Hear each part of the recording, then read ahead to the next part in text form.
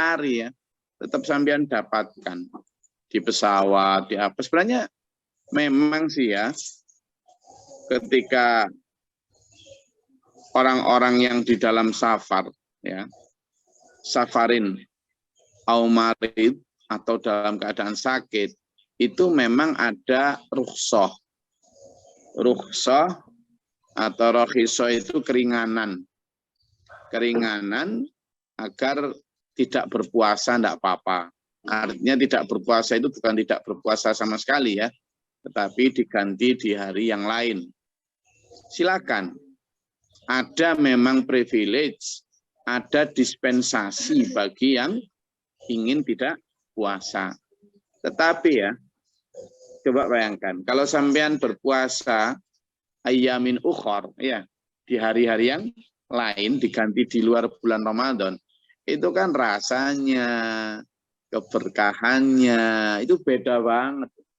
Beda banget, ya kan? Beda banget. Gitu. Tidak hanya buka puasanya, juga beda banget. Sahurnya, ya beda banget. Jadi meskipun itu dibolehkan, dan sampean punya hak untuk tidak berpuasa pada saat safar atau saat perjalanan musafir, tapi saya kok memilih untuk tetap puasa.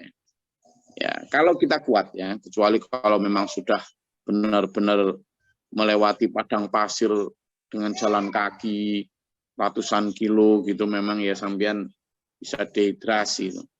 Tapi coba bayangkan, sampean ya dari rumah lalu naik bus atau naik mobil charteran AC, begitu naik bandara masuk ruangan tunggu juga langsung AC ya kan, terus nunggu sebentar di pesawat paling sejam 2 jam ya toh, terus turun nanti naik. Beratnya lo di mana? Beratnya di mana? Itu.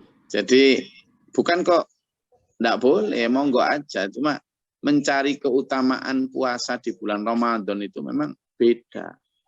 Makanya saya juga tetap menyarankan kalau sampean masih kuat, meskipun ada opsi kan, itu bukan kok anjuran, tetapi apa? Opsi. Kalau memang tidak mampu, silahkan untuk apa? Ya mengambil rukhsah itu ya, mengambil rukhsah itu. Jadi ini karena penting untuk supaya kita apa ya,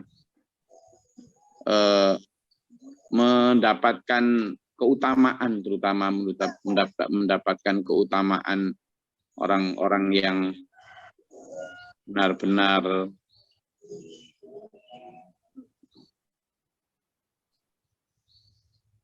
ini apa ini? Nah, terkait dengan ini itu loh, terkait dengan ayat yang sedang akan kita pelajari ini, di ayat ini dijelaskan ya, a'udzubillahi minasyaitonirrajim, bismillahirrahmanirrahim, wa laqad anzalna ilaika ayatin bayyinat. Kami telah benar-benar menurunkan Al-Qur'an ya, itu dengan hal yang sangat jelas ya, dengan bayyinat. Bayyinat itu bukti-bukti yang nyata. Bukti-bukti yang nyata. Tetapi gini, saat itu ya belum terbukti. Ya, belum terbukti. Kenapa? Karena begini. Kalau misalnya di situ ya ada satu ayat yang menerangkan tentang kondisi Fir'aun. Kondisi Fir'aun. Di situ Fir'aun dibilang bahwa Fir'aun itu setelah ditenggelamkan, itu jasadnya memang diawetkan oleh Allah. Diawetkan oleh Allah di mana? Di dasar laut. Untuk menjadi pelajaran bagi orang-orang sesudahnya. Quran menyebutkan itu. Loh, tetapi saat itu kan nggak ada yang kemudian bisa membuktikan bahwa ucapan di dalam Al-Quran tentang Fir'aun itu benar. Kan nggak ada. Nggak ada. Teknologi saat itu belum memungkinkan untuk melakukan eksplorasi atau ekspedisi bawah laut untuk menemukan jasadnya Fir'aun. Jangankan mengangkat ke atas, menemukan titik koordinatnya aja susah ya, nggak ada.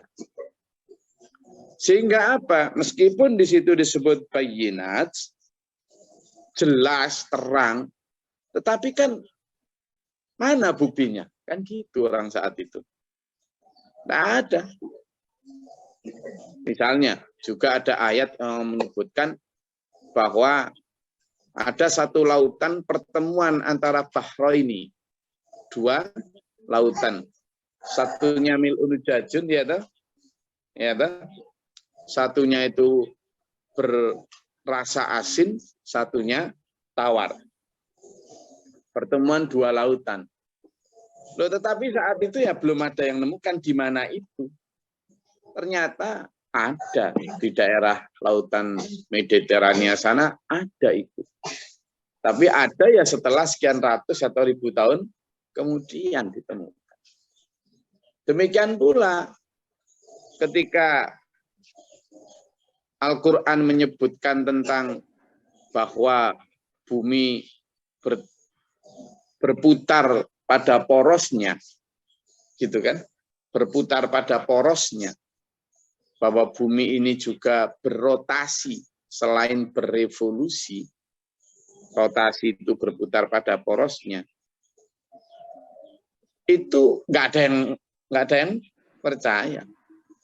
Orang masih melihat bahwa bumi itu pusat dari semesta, di mana hal-hal lain itu mengelilingi bumi. Sehingga apa? Quran itu beyond. Quran itu mengabarkan sesuatu yang sifatnya fakta, tetapi melampaui zamannya. Melampaui zamannya. Misalnya, Quran juga menghabarkan tentang bagaimana proses penciptaan manusia. Proses penciptaan manusia, mulai dari setetes air mani sampai menjadi alaqatun, ya, segumpal darah, sampai kemudian menjadi daging, sampai daging membungkus tulang, lalu tulang kemudian fanafakhamir ruh, ya, kemudian ditiupkan dari ruhnya Allah, baru jadi. Itu pun sudah disebutkan tentang periodenya, berapa minggu, berapa bulan.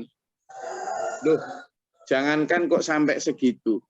Ilmu kedokteran, khususnya di bidang ginekologi dan obgyn, itu ya baru sekarang, akhir-akhir ini, kecanggihan itu melihat memang proses dan kronologi penciptaan manusia di dalam womb, di dalam kandungan ibu, itu seperti yang diceritakan oleh Al-Quran. Sehingga bayinat di situ itu, bayinat hanya buat orang beriman waktu itu. Hanya orang beriman. Bagi orang yang tidak beriman, apa toh kang ngatiki in hadza illa asatirul awan. Ini tidak lebih hanyalah seperti dongeng-dongeng cerita orang-orang dulu itu loh, pengantar tidur. Nah, jangankan dulu, zaman sekarang pun tidak banyak orang yang benar-benar beriman. Ya, mungkin mereka baca Quran, tapi benar-benar memahami bahwa ini kebenaran itu tidak gampang, ya. Makanya di situ disebut wa ma yakfuru biha illal fasiqun. Orang fasik itu bisa jadi dia percaya Tuhan, tetapi cara dan pola ibadahnya itu rusak. Awa kullama ahadu ahdan nabadahu fariqum minhum bal aktsaruhum la yu'minun. Ayat yang ke-100. Dan mengapa setiap kali mereka mengikat janji sekelompok mereka melanggarnya, sedangkan sebagian mereka tidak beriman. Untuk yang asbabun nuzul ayat 99, ini ada satu riwayat Ibnu Abbas radhiyallahu anhu menuturkan bahwa ada orang namanya Ibnu Suriyah. Ibnu Suriyah ini matur menghadap Rasulullah, lalu mengatakan, wahai Muhammad, engkau tidak mengabarkan tentang apa-apa yang telah kami ketahui. Dan Allah tidak menurunkan ayat-ayat yang jelas kepadamu. Itu. Jadi, kamu hanya mengabarkan apa kamu itu. Mana Quran isimu itu mana? Karena gini ya. Misalnya peristiwa tentang Nabi Nuh. Peristiwa tentang Nabi Nuh itu ya dimuat juga di dalam Taurat dan Injil. Di Injil ada loh ya. Peristiwa Nabi Adam juga ada. Peristiwa Nabi Ibrahim juga ada. Gitu. Nah, peristiwa-peristiwa seperti itu, misalnya peristiwa Nabi Daud juga ada. Cuma beda versinya. Beda versi. Termasuk Zulkarnain. Nah, karena beda versi itulah, maka Ibnu Suryah ini mengatakan, kamu tuh ceritakan apa? Sudah diceritakan semua di dalam kitab kami. Kamu itu hanya niru-niru aja, ngulang-ngulang aja. Ada banyak dalam Al-Quran mengatakan begitu. Nah, sehingga Quran kemudian menghabarkan hal-hal yang mereka tidak muat di dalam kitab mereka. Lalu yang Asbabun Nuzul ayat yang 100, itu juga gitu. Di masa kenabian itu, Hasan radhiyallahu anhu mengatakan bahwa ada seorang Malik bin Sa'if setelah masa kenabian itu berkata, demi Allah, Allah tidak menetapkan atas kami terhadap Muhammad SAW dan Allah tidak mengambil janji atas kami. Jadi orang-orang dulu itu, baik Yahudi maupun Nasrani itu nama-namanya ya nama-nama Muslim kayak gitu ya. Nama-nama Arab lah. Nah kalau misalnya sekarang orang namanya Malik bin Sa'if gitu kan kayak Muslim ya. Nah, dan wajahnya ya wajah Arab. Kalau sudah pakai kafayah dan jubah gitu ya sama mesti manggilnya Syekh. Nah, gitu. Ya iya sejak dulu ya gitu. Orang Yahudi dan Nasrani itu sejak dulu ya yang tinggal di Madinah, di Arab sana waktu itu ya berwajah Arab lur. Namanya juga gitu, Ibnu Suryah, Malik bin Sa'if dan seterusnya. Sehingga jangan gampang terkecoh oleh apa? Oleh casing, Ya, ini dia mengatakan begitu. Kamu enggak pernah mengambil janji apapun katanya. Padahal Bani Israel itu sudah mengambil janji yang kuat dengan Allah bahwa tidak akan menyekutukan apapun dan seterusnya. Tapi mereka mengingkari. Jadi ini ya. Wa kullama ahadu ahdan nabadahu fariqum minhum bal aktsaruhum la yu'minun. Memang kebanyakan sebagian besar mereka tidak beriman, tetapi ada juga yang beriman ya. Dari mereka ini ada juga yang beriman. Jadi sekali lagi betapa sulitnya beriman kepada Al-Quran saat itu. Mengingat baik isi maupun pembawa isi itu, baik pesan maupun pembawa pesannya itu sama sekali tidak sesuai dengan keinginan dan kriteria masyarakat saat itu. Ya, saya rasa itu. Monggo kalau ada yang mau dielaborasi, silakan. Yang mau ditanyakan atau dinyatakan, monggo.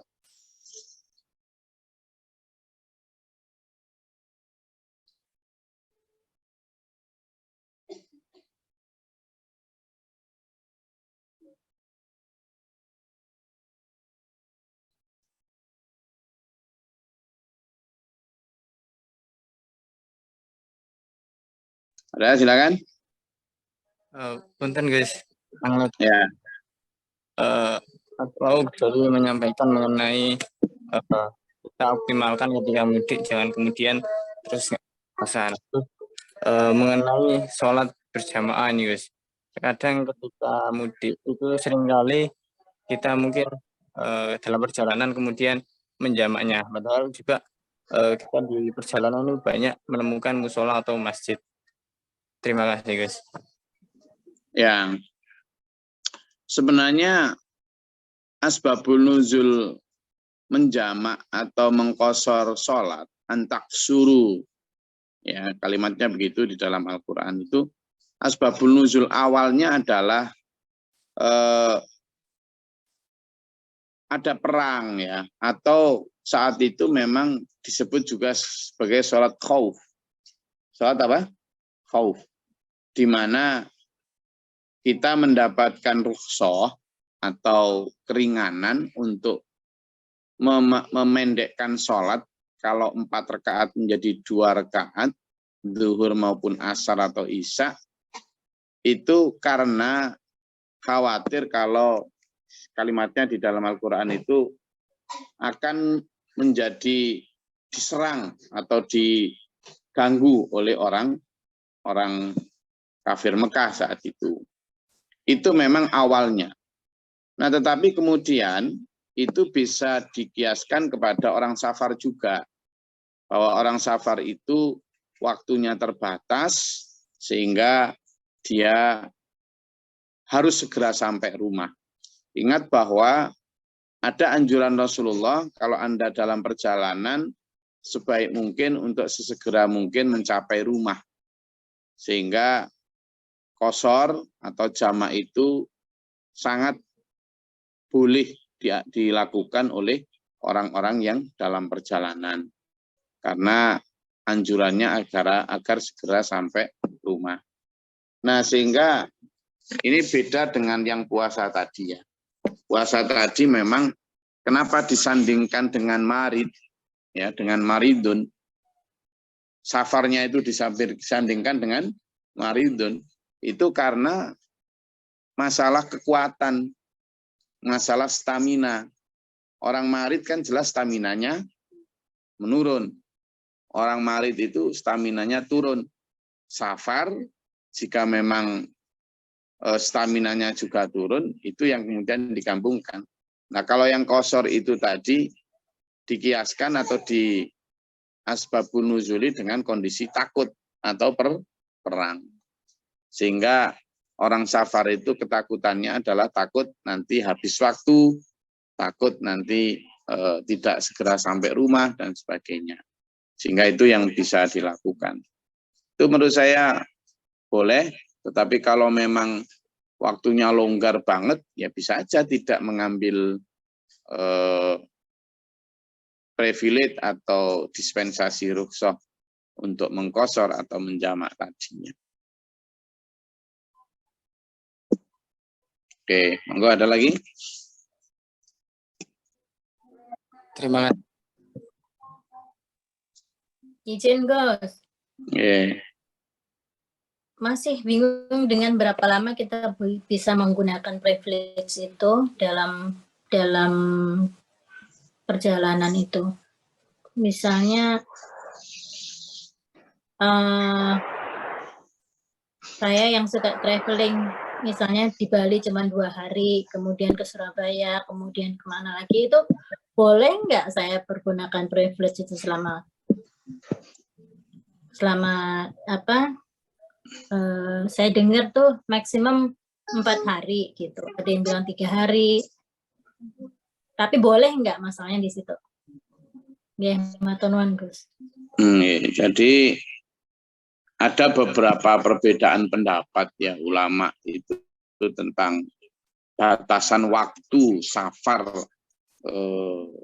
bagi seorang muslim untuk boleh mengambil rukhsah jamak atau qashar. Kalau menurut Imam Abu Hanifah atau pendapat mazhab Hanafi, itu jamak dan qashar itu boleh jika ia selama 15 hari. Itu Abu Hanifah. Ya. Tetapi bagi mazhab Maliki, dia mengqashar itu tidak boleh dilakukan dengan niat bermukim selama 4 hari penuh. Jadi selain 2 hari saat masuk, keluar dari tempat mukim, atau setara cuma 20 kali sholat fardu. Jadi kalau sudah lebih dari itu, Imam Malik mengatakan kurang dari itu maka tidak dikatakan sebagai bermukim, sudah ya kan, sudah dianggap apa. Nah, karena itu kalau sementara menurut pendapat Imam Syafi'i itu beda lagi itu tadi, karena itu bisa nyenengan mengambil pendapat yang mana, tetapi kalau saya sih lebih condong tidak terlalu lama ya. Kalau sudah di atas 10 hari, seperti tadi Ibu Abu Hanifah, sama itu sudah masuk apa?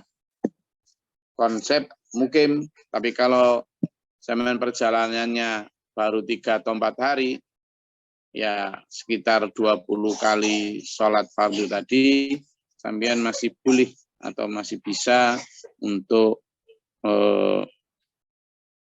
mengkosor. Jadi sekali lagi, kalau pendapatnya Syafi'iyah, Malikiyah, itu hanya pendapat sekitar 3 atau 4 hari. Ya, kalau cuma berniat menetap selama 3 hari, maka dia tidak mengkosor sholat. Harus tetap sama. Itu. Kemudian kedua adalah penetap 15 hari tadi. Ya, itu Abu Hanifah, As-Sauri, dan Al-Muzni. Kemudian pendapat yang ketiga, musafir harus mengkosor sholat selama tidak berniat menetap. Itu pendapatnya Al-Hasan, Ishaq, Syekhul Islam, Ibnu Taimiyah. Ya, karena mereka memang Allah dalam Al-Quran tidak memberi batasan waktu safar ya. Waktu safar itu berapa, tidak diberi. Nah, ada juga pendapat yang 20 hari tadi. Kemudian setelah tidak mengkosor, tidak baik berniat menetap, pendapatnya Ibnu Hazm. Ya, jadi malah ada yang sampai 45 hari berpendapat itu. Dan itu Allah alam. Intinya kita membatasi itu, kalau memang kita itu banyak waktu untuk tetap berada di satu tempat, ya kita tidak harus mengkosor ya. Mungkin menjamak iya, tapi enggak. Tapi kalau sudah dalam waktu yang cukup lama, ya kita harus kembali pada normal tadi.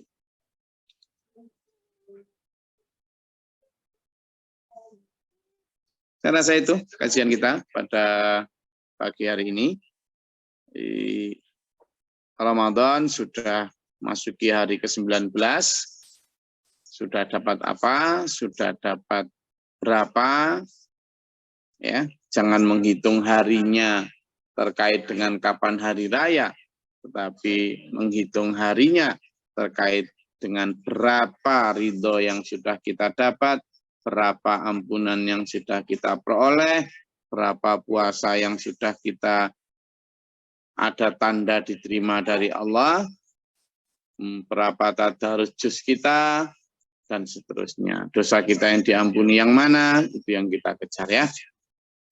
Tetap jaga kesehatan jasmani dan rohani kita, semangatnya juga dijaga, bahwa setelah Ramadan, maka semangat Ramadan harus kita bawa ke 11 bulan berikutnya. Semoga Allah mampukan kita dalam siratal mustaqim. Amin. Allahumma shalli wa sallim. Allahumma fir lil mu'minin wal mu'minat wal muslimat wal ahyan. Allahumma hdina fi man hadayt wa afina fi man afayt wa lana fi man tawallayt wa barik lana fi ma atayt wa qina syarra ma qadayt fa innaka taqdi wa la yuqda alayk. Astaghfiruka wa atubu ilaika wa sallam. Allahumma da'fa'na al-bala wal waba wa qad hasdina najina syaitan sin kufar. Rabbana natina qadina nasabina. Rabbana la taj'alna fi nar. Rabbana man faktubna ma syahidin rabbana la tuzigh qulubana ba'da idh hadaytana wa arina manasikana tub 'alaina innaka at-tawwabur rahim. Rabbana atina fid dunya hasanah wa fil akhirati hasanah wa qina adzabannar. وبدد ورحمة الله وبدد من بحر بقاء إله من جبر وبفر لي والأخي والعزة والذي ردنا والأسفل سبحان ربك رب العزة عما يصفون سلام لله رب العالمين. والسلام عليكم ورحمة الله وبركاته. Waalaikumsalam. Thank you, Gus. Bil Quran